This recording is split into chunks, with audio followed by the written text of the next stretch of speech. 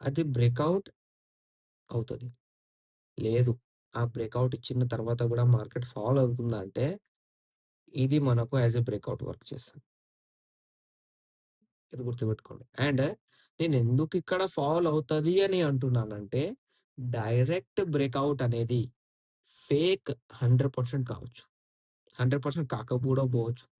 అవి రీజన్ ఏందంటే, market previous ఎలా ట్రేడ్ చేసిందో, ఇప్పుడు అలా ట్రేడ్ చేస్తుందో, చేయలేదో అది మనకు మార్కెట్ జెప్తది. సో, ఇక్కడేమైతదంటే మనకు 50, 50 ఛాన్సెస్ ఉంటాయి. ఫేక్ ఔట్ కావచ్చు, ఫేక్ ఔట్ కాకపోవచ్చు. కానీ ఆ రోజు మార్కెట్ సినారియో జూసి అది 50, 50 లేక 100% మనం అప్పుడు తెలుసుకోవచ్చు.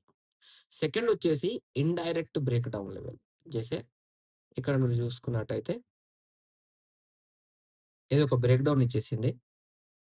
దాని తర్వాత ఈ లెవెల్ బ్రేక్ జేసేసింది. ఇప్పుడు ఈ లెవెల్ బ్రేక్ చేయలేదనుకోండి. ఈ లెవెల్ బ్రేక్ జేయలేదు. సో, ఇదొచ్చేసి డైరెక్ట్ బ్రేక్ డౌన్ అయితది. ఎందుకంటే ఇక్కడ లెవెల్ బ్రేక్ చేయలేదు గదా! ఇప్పుడు ఇది లెవెల్ బ్రేక్ చేషింది. బ్రేక్ జేషింది కాబట్టి దీని లోపలికొచ్చేసింది.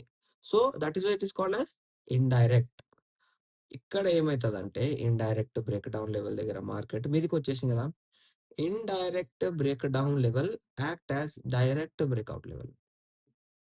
ఇది బ్రేకౌట్ అయితది. దీన్నే రీటెస్ట్ రివర్సల్ అంటాం మనం. ఓకే. స థర్డొచ్చేసి బ్రేకౌట్. మార్కెట్ ప్రీవియస్ టైమ్ ఇచ్చేసింది.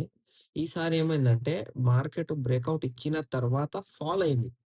కానీ ఇక్కడ కింద ఏం జేసింది? రెడ్ క్యాండిల్ ఓపెన్ చేయలేదు. రెడ్ క్యాండిల్ ఓపెన్ జేయలేదు. రెడ్ క్యాండిల్ ఓపెన్ చేస్తేనే గదా ఫాలు. రెడ్ క్యాండిల్ ఓపెన్ జేయలేదు. ఇక్కడ ఏం జేసిందంటే డైరెక్ట్ గ్రీన్ క్యాండిల్ ఓపెన్ జేసి ఈ లెవెల్‌ని బ్రేక్ జేసుకుంటా ఐదర్ రీటెస్ట్ ఆర్